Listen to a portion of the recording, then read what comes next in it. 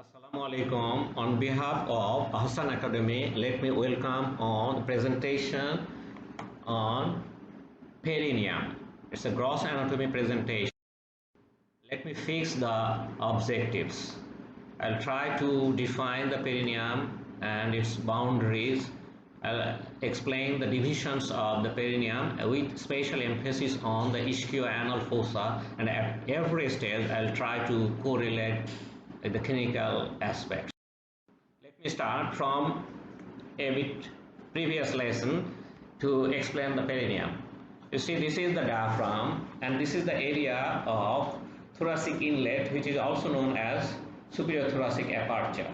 So between these two is the thoracic cavity. If we include the wall, this is the thoracic region, and above the thoracic inlet is the head and neck region. Below the diaphragm, we'll get pelvic inlet. Up to this, between the diaphragm and the pelvic inlet is the abdomen proper.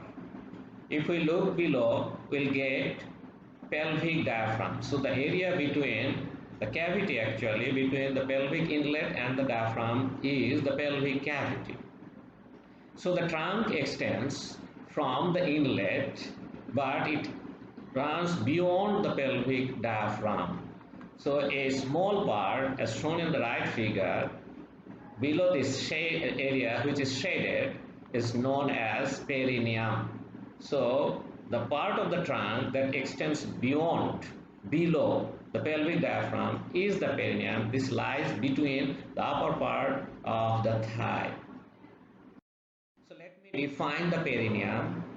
I am shading the area in either figure that is a diamond-shaped region that lies below the pelvic diaphragm, and it is between the medial aspect of the upper part of the thigh. So in this way we can define. So you got the idea that it's a diamond-shaped area. Let us give a point on the surface. So this first point is lower part of the pubic symphysis. You can see this is in the lower inferior figure, this figure below. So let me identify the ischial tuberosity. This is the ischial tuberosity, and the figure below you can see with the arrow. The third point you can see this is the coccyx, tip of the coccyx. Arrow is indicating this one in the lower figure.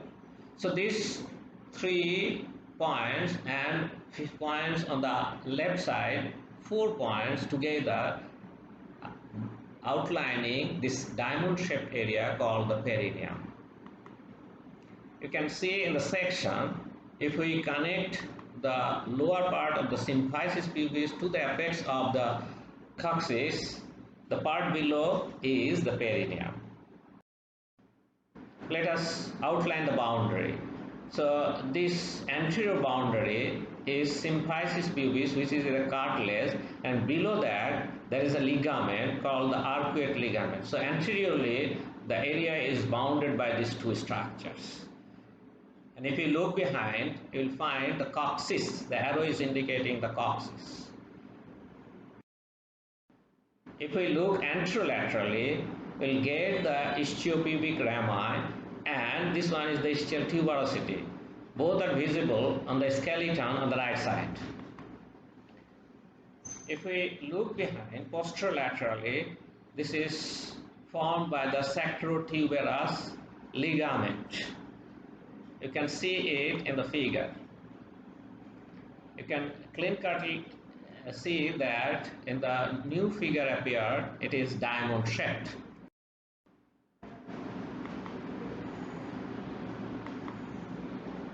You can see the middle figure, this is the pelvic diaphragm looking from above. The same thing we can see in the figure, and it is forming the deep limit of the perineum. So perineum is below this pelvic diaphragm and extends up to the skin.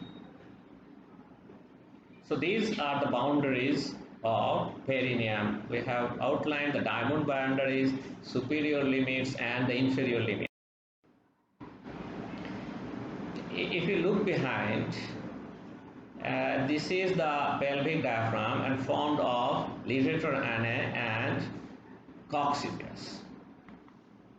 This is the pelvic floor of female. So it is pierced by three structures: urethra, vagina, and the anal canal. In male, this vagina is absent. Two structures pierce. This is the outline already we have discussed. You can remember the point at symphysis pubis, ischial tuberosity, and on the coaxis. So this is the diamond shaped area. If we connect this tuberosity by one imaginary line, they divide two triangular areas. The posterior one is the anal triangle and the anterior one is the urogenital triangle. You can see this anterior part and the posterior part. This is posterior inferior part is the anal triangle and anterior inferior part is urogenital triangle. So urogenital triangle, you can see the boundary and deeper part on the right side, more deep on the left side. So this is demarcated by an arbitrary line drawn between the ischial tuberosities to separate it from the anal triangle. The urogenital triangle contains the external genitalia, so it differs from male to female. It is the anal triangle. You see, anal triangle contains the same thing in either sex. So this is the anal canal and the ischio-anal fossa. Anal canal has two sphincters.